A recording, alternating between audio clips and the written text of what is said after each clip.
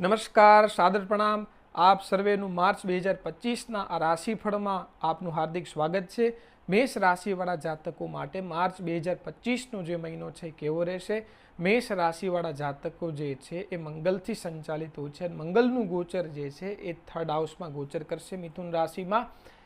આ ગોચરી વ્યવસ્થાની વાત કરીએ તો છેલ્લા 2 મહિનાથી તમારા જીવનની અંદર પરાક્રમ, સાહસ, ભાગદોડ, ચિંતા, તકલીફ, અડચણો, બિનજરૂરી યાત્રાઓ, સ્ટ્રેસ, એન્ઝાયટી, ગુસ્સો અને વધારે પડતું પરાક્રમ, વધારે પડતો ગુસ્સો, આ બધી સ્થિતિઓ છેલ્લા 2 મહિનાથી તમારા જીવનની અંદર જોવા મળી રહી છે. આ મહિને પણ ક્યાંક ને ક્યાંક નિયર અબાઉટ આ રીતની જ સ્થિતિઓ તમને જોવા મળશે. એટલે ઉગ્રતા, જીદ, ચીડિયો સ્વભાવ, એન્ઝાયટી, ગુસ્સો, આ બધી વસ્તુ કરવાથી દૂર રહેવાનું છે. પરાક્રમ, સાહસનું જે ડિરેક્શન છે, તમારા યોગ્ય ડિરેક્શનની અંદર તમે તમારું પરાક્રમ, સાહસ અને મહેનત કરશો તો એનું પરિણામ તમને ખૂબ સારું અને બહોળું જોવા મળશે. આ મહિને ક્યાંક ને ક્યાંક જે છે તમે યાત્રા કરો છો તો યાત્રા દરમિયાન તમારે કાર, વાહન આદિ ઇત્યાદિ તમે જે કંઈ બી ચલાવતા હો એ સાવચેતીપૂર્વક ચલાવવાનું છે. ખાસ કરીને વહેલી સવારે મોર્નિંગના ટાઈમમાં અને સાંજ ટાઈમના સમયગાળાની અંદર વાહન ચલાવતી વખતે તમારે વિશેષ તકેદારી રાખવી પડશે. આત્મવિશ્વાસમાં ચડાવ ઉતાર આ મહિને તમને જોવા મળશે. આત્મવિશ્વાસમાં ચડાવ ઉતાર હોવાના કારણે ઘણા બધા કામની અંદર તમે પીછેહટ કરતા જોવા મળી શકો છો. પૈસાનો ખર્ચ આ મહિને બહુ પ્રચુર માત્રામાં થશે, એટલે ફાઇનાન્શિયલ પ્લાનિંગ કરીને ચાલવાનું છે. કેમ કે 12th હાઉસની સાથે શુક્રનું કનેક્શન છે. શુક્ર તમારી જન્મકુંડલીનો બેંક બેલેન્સનો અધિપતિ થઈ જાય તો જ્યારે 12મા હાઉસ ઉપરથી શુક્ર પસાર થાય ત્યારે વ્યક્તિના પૈસા જે છે, ધન ખર્ચ છે, લક્ઝરિયસ ચીજ વસ્તુઓ અને સુખ સુવિધાઓ ઉપર ધનનો ખર્ચ થાય છે. અને આ ખર્ચની અંદર વધારે માત્રાઓ એવી પણ જોવા મળી શકે કે જ્યાં 50-100 રૂપિયાની આવશ્યકતા હોય છે, જ્યાં તમે 200-500 રૂપિયા ખર્ચ કરતા જોવા મળી શકો છો. એટલે પહેલેથી જ આ મહિને ફાઇનાન્શિયલ પ્લાનિંગ કરીને ચાલવાનું છે.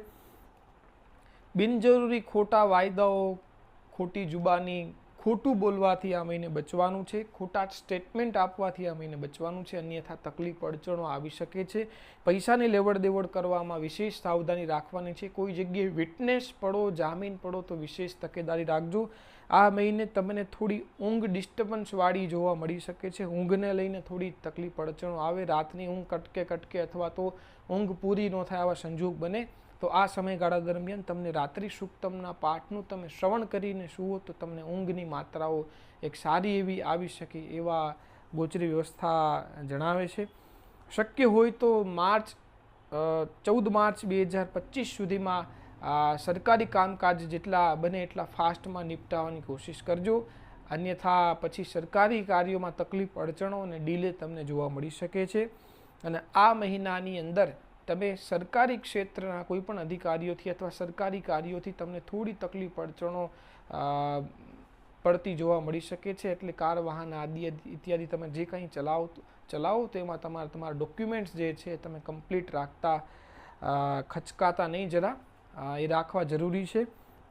શબ્દો ઉપર પકડ તમારી હોવી બેહદ જરૂરી છે. ખાસ કરીને અમુક સમયે ઉગ્રતા અને અમુક સમયે જે બોલેલા શબ્દો છે જે તમને તકલીફમાં મૂકી શકે છે, માટે તમારે શબ્દો ઉપર પકડ રાખવી બહુ જ જરૂરી છે. અભ્યાસને લઈને વાત કરીએ તો વિદ્યાર્થી વર્ગની અંદર થોડો ચડાવ ઉતાર, આત્મવિશ્વાસની કમીના કારણે વિદ્યાર્થીઓનું જે અભ્યાસની અંદર જે પરફોર્મન્સ છે તમને આ મહિને થોડું સારું જોવા ન મળી શકે. અને ઉચ્ચ અભ્યાસ કરતા જે વિદ્યાર્થીઓ છે એના માટે પણ આ ગોચર મધ્યમ રહેશે. કરિયરને લઈને તમારા ઉપરી અધિકારીઓ સાથે તમારે સંબંધોમાં ખટાશ આ મહિને જોવા મળી શકે છે. એટલે કોમ્પ્રોમાઇઝ કરીને ચાલવાનું છે. લેટગો કરીને ચાલશો તો કોઈ તકલીફ નહીં પડે. આર્થિક સ્થિતિ તમારી મધ્યમ રહેશે. ફાઇનાન્શિયલ પ્લાનિંગ કરીને ચાલવાનું છે, અન્યથા પૈસાનો ખર્ચ છે પ્રચુર માત્રામાં થતો જોવા મળી શકે છે.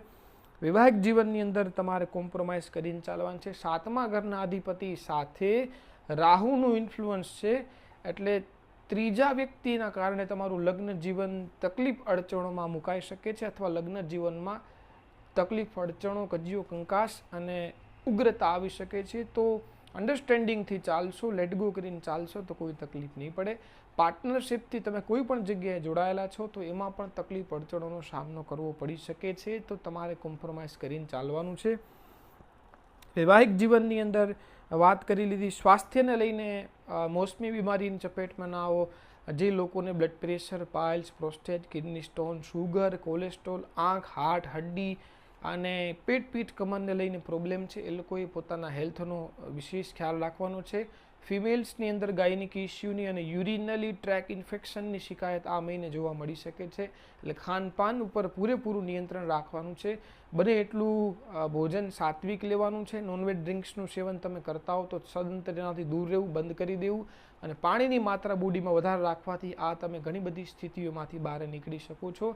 સંતાનને લઈને આ જે મહિનો છે મધ્યમ રહેશે. સંતાનનું સ્વાસ્થ્ય થોડું ચિંતિત અને પ્રભાવિત થતું જોવા મળી શકે છે. માર્ચ 2025નો જે મહિનો છે મેષ રાશિવાળા જાતકો માટે બહુ સારો, સફળ અને આરામદાયક નીવડે એના માટે થઈને હું થોડા ઉપાય આપી દઉં છું. આપ ઉપાય જરૂરથી કરી લેજો તો સટીકતા તમને જોવા મળી શકે છે. પ્રતિદિન તમારે ભગવાન સૂર્ય દેવતાને અર્ધ્ય આપવાનું છે. ગાયત્રી મંત્રને યથાસંભવ જપ કરજો. 3 વખત હનુમાન ચાલીસાનો પાઠ કરજો. ભગવાન શિવ હનુમાનજીના મંદિર દર્શન કરજો અને 27 વખત મહામૃત્યુંજય મંત્રનો સ્પષ્ટ ઉચ્ચારણ સાથે જપ કરજો. તો આ ગોચર જે છે તમારા માટે ખૂબ સારું, સફળ અને લાભદાયક નીવડશે. જો તમે તમારી વ્યક્તિગત જન્મ કુંડલીનું અધ્યયન કરવાના માંગતા હો તો નીચે આપેલા નંબર ઉપર તમે સંપર્ક કરીને ફોન અથવા મેસેજ કરીને જાણકારી મેળવી શકો છો. નમસ્કાર.